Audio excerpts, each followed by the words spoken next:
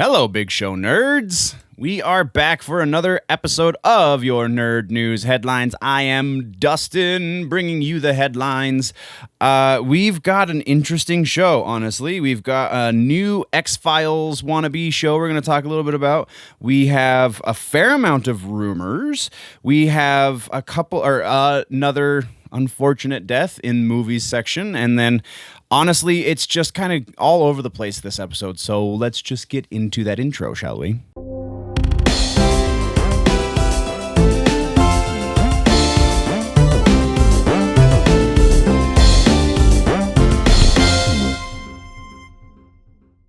So let's get into TV streaming, and first up in TV streaming, we have a new show called Brea. This is NBC trying their hand at an X-Files clone, it would seem. This is created by J.H. Wyman, who also created Almost Human. So if you're familiar with that series, then you kind of have an idea of what you're in for. Same showrunner means similar feel. This show is starring Riann Steele, who was in Ant-Man and the Wasp, Legacies, and Magicians. In Ant-Man and the Wasp, she was the mom to the villain, the quote-unquote villain, because it was a good movie, but it was not traditional in that sense. So yeah, she was the quote-unquote villain's mom, just to kind of give you a little bit more point of reference. And then the other star is Jonathan Tucker, who you'll recognize his face, but he's still pretty young in Hollywood. You'll probably remember seeing him from Westworld or Snowfall or things of that nature. Deadline describes the new show as two agents, played by Steele and Tucker, from two different continents and two different mindsets must work together to investigate when wreckage from a destroyed alien spacecraft has mysterious effects on humankind. So again, this actually almost has like an Alphas kind of feel to it as far as that description goes. This is one of two shows that got pilots this season from NBC, both of which got picked up. This will be the first new series on NBC from 2020. The second one, like I said, did get picked up. It's called Brea, but we won't be seeing that until likely the fall, it would seem. That is what we have there. Next, we have a release date for Star Trek Lower Decks, so flying in the face of some of those rumors that we've been talking about. I kind of knew this was happening because the rumors just sound like angry fans making stuff up. But we have a release date. Lower Decks is coming out August 6th. And that's all we really have right now. I mean, just to kind of give you the long and the short of it, this series is the second ever Star Trek animated series. It has to do with people in the lower decks, people who are not the captain and his crew. This is just the people who make sure the ship maintains, I can't remember the exact quote, but it was something along the line. The guy who created it is also one of the creators of Rick and Morty. And when he pitched his idea for the show to Akiva Goldsman and all of the people who have the gatekeeping privileges for Star Trek, he said something along the lines of, I want to make a show about the guy who puts the yellow cartridge in the food replicator so that a banana can come out when somebody orders it. So this is like the janitorial staff on a starship in the Star Trek universe. It sounds pretty cool. That's all we've got. We're moving next into Beavis and Butthead. That's right. Beavis and Butthead are making another revival attempt. This time, it sounds like they've got their head on a little bit more straight. If you remember, last time this was attempted, it was on MTV.com, so not on MTV proper. They were doing it just as a streaming show. It was shorter episodes, and I believe they took out the music videos and they were just going to do like a Daniel Tosh ridiculousness kind of thing where they were going to riff on YouTube videos instead of music videos, and it did not go so well. This time, though, it sounds like they're going to be returning to their format and they're changing their channel. They are now going to be a Comedy Central show, which is kind of six one way, half a dozen the other, because Comedy Central and MTV are both the same parent company, so both Viacom. Mike Judge is coming back as showrunner, executive producer, and voice actor.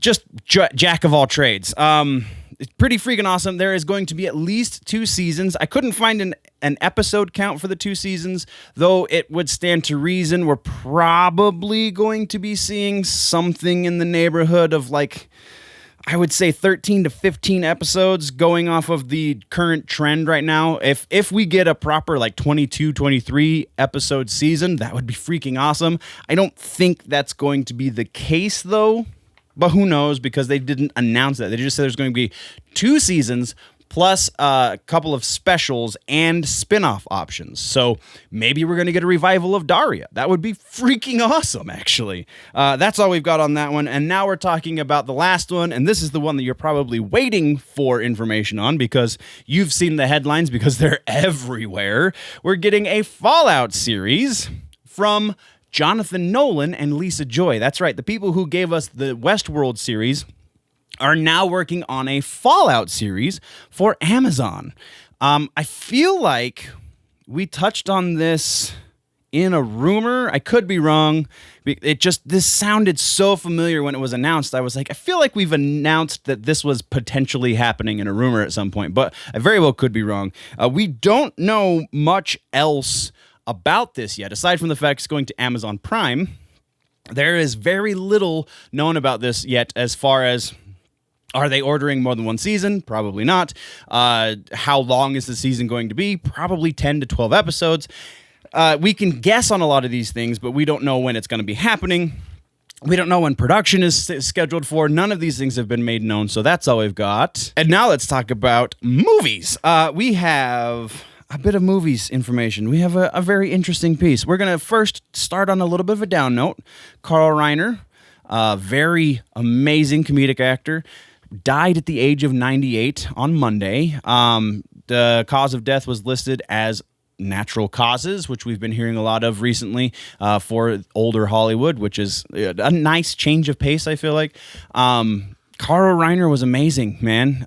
You know Carl Reiner. He's been in 1,000,001 things. He was in the Oceans movies with George Clooney and Brad Pitt. He was the older guy in those movies, and those happened like almost 20 years ago, right? Maybe even 20 years ago. I'm old.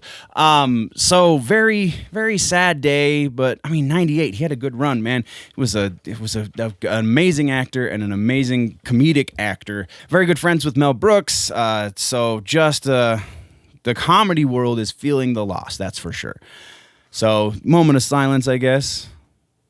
And let's move on. All right. We have, from that, we're moving into something rather ridiculous, in my opinion. We have a Frosty the Snowman update that we're talking about. Why are we talking about Christmas already? It's about that time. They're going to start going into production on Christmas movies. But the reason we're talking about it on this show is kind of twofold. First off, it's being written by the same guy who wrote Elf. So David Brennenbaum. Yeah, I did that right. Brennenbaum. There we go. I read it. David Brennenbaum, who wrote Elf, is also reportedly writing this movie. But the big nerd thing about this is Jason Momoa is going to be the voice of Frosty the Snowman. Yeah, weird. I got nothing on this one. We had to talk about it just for the pure like train wreck of it all. So that's what we've got on that one. Next is actually a really interesting thing that we need to discuss for a moment, and that is Walmart. Why are we talking about Walmart in a movies news section? Because Walmart, as of August, is apparently, and this is coming from multiple sources who are legit news sources, not just like we got this covered or something that's just, I think I heard a thing once. This is legitimately been announced, at least company-wide, and then somebody leaked it to the news, that Walmart in August is going to be doing drive-in style movies in their parking lots. 160 stores across the country, across the United States, are going to be converting a portion of their parking lot into a drive-in movie theater. Now, as I was doing the research for this piece, most of the outlets had very little information beyond that. There was one source, though, that said that...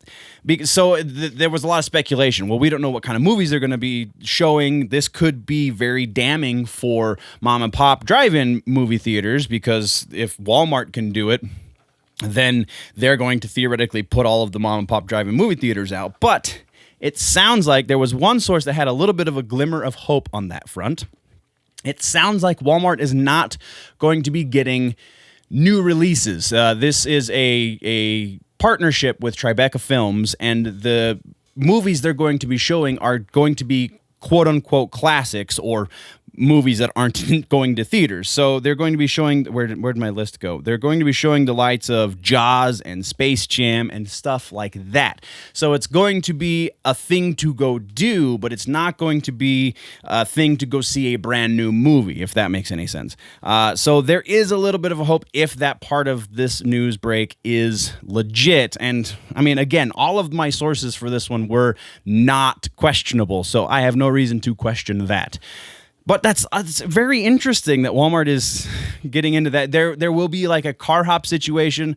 They'll be bringing you concessions instead of you going to a concession stand. Then they will be sending people out to take orders and so on and so forth. Apparently, though, I mean, it's Walmart. You could just go in before the movie starts and get some snacks and then go back to your car and drive up to, yeah, very interesting. Moving on. Our final piece for movie news has to do with the Teenage Mutant Ninja Turtles. This one is not a live action announcement. This is another animated series, or animated movie rather. So this is another cold reboot of the series, of the movie franchise.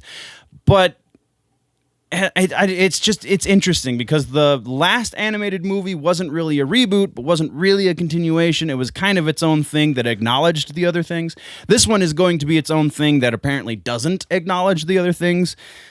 Reportedly, I would imagine there's going to be Easter eggs. But other interesting points about this is the production company is Point Grey Pictures, who is, if you don't know that name, that production company is run by Seth Rogen and his writing partner Evan Goldberg.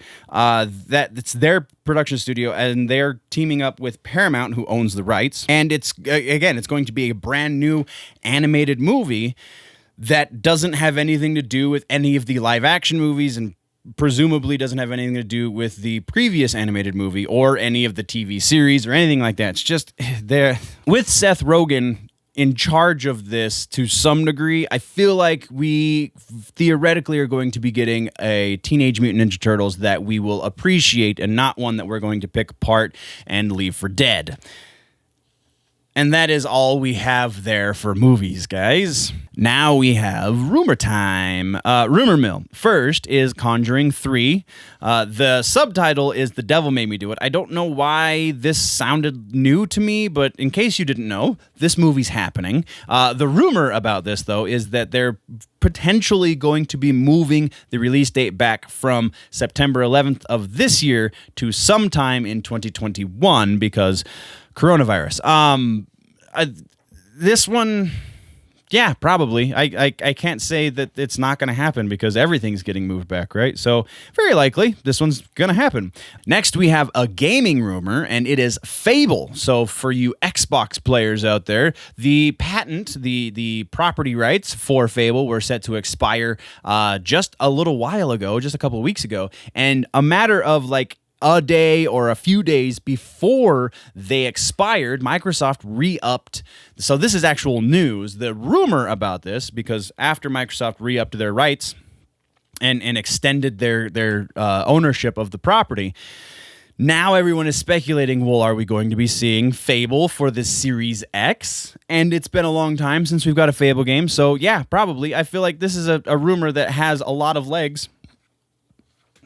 And I'm actually hopeful that it happens. Next, we're talking about Ben Affleck Batman, and actually kind of a little more meta conversation, which will lead us into the following point. Meta conversation about what Warner Brothers and DC and AT&T is doing with all of these properties. So there is a giant rumor going around that Ben Affleck just signed a new contract to play Batman. To what extent, we don't know, but the rumor says he signed to come on to do a series of films, which very well could be that HBO Max series that we've talked about previously in other episodes. Or it could be going forward, assuming the Snyder Cut does well, because they're putting a lot of bank on the fact that the Snyder Cut's going to do well, could be actual movies. This is part of a series of rumors. Again, this is going to lead us into our next piece, but series of rumors talking about the multiverse and how Warner Brothers and AT&T specifically is pushing Warner Brothers to do a movie multiverse. And so much so that that's why they're bringing Keaton back in. That's why there's rumors about Ben Affleck coming back in. That's why there's even a little bit of rumors about Christian Bale coming back, because they want all of these Batmen to exist at the same time with Robert Pattinson even in their separate universes. And then potentially we can do some Avengers style buildup in a couple years. We do a giant multiverse movie, because this is what DC's been doing in the comic books for years, which then kind of leads us a little bit into the Flashpoint rumors that we have. It's kind of the same rumor, just extended.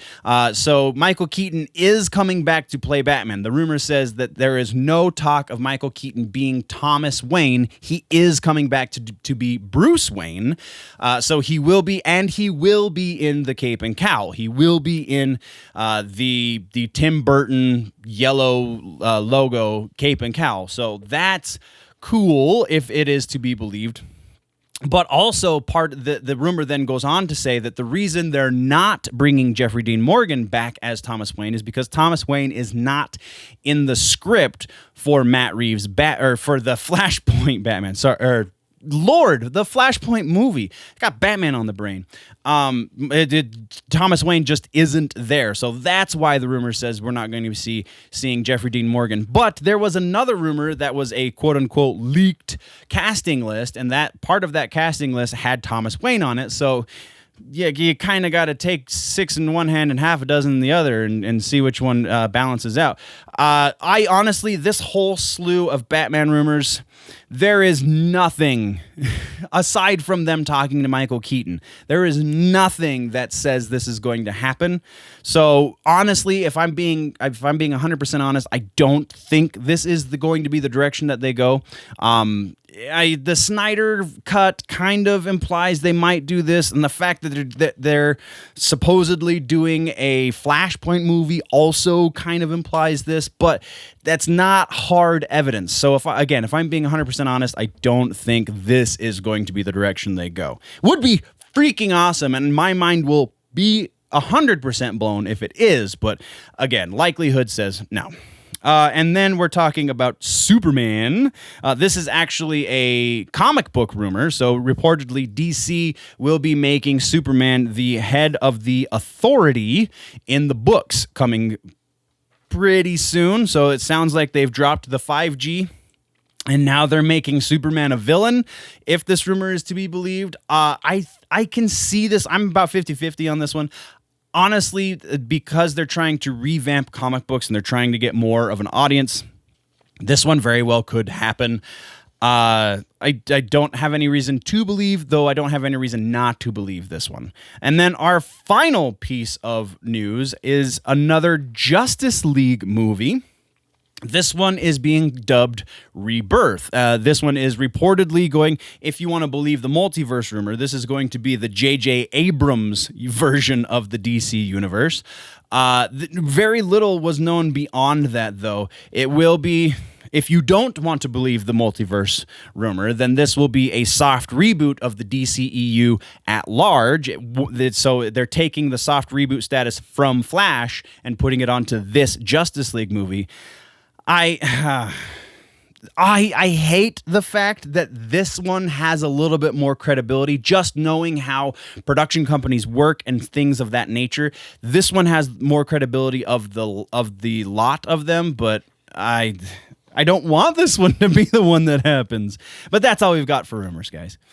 That does it for this episode of Headlines Nerds. For a more in-depth conversation on the news in the nerd realm, then you can join me on my personal YouTube channel, Generally Nerdy. There's a little bit more than news over there. We got some reaction videos to some new music and things, some just music in general.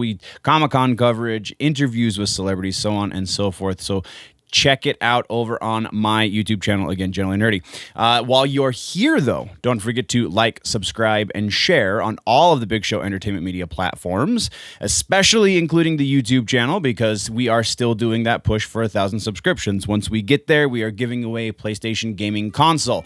So be sure you are subscribed over there. Be sure to check out Generally Nerdy on YouTube, and tune in next time for all that's happening across the nerd world.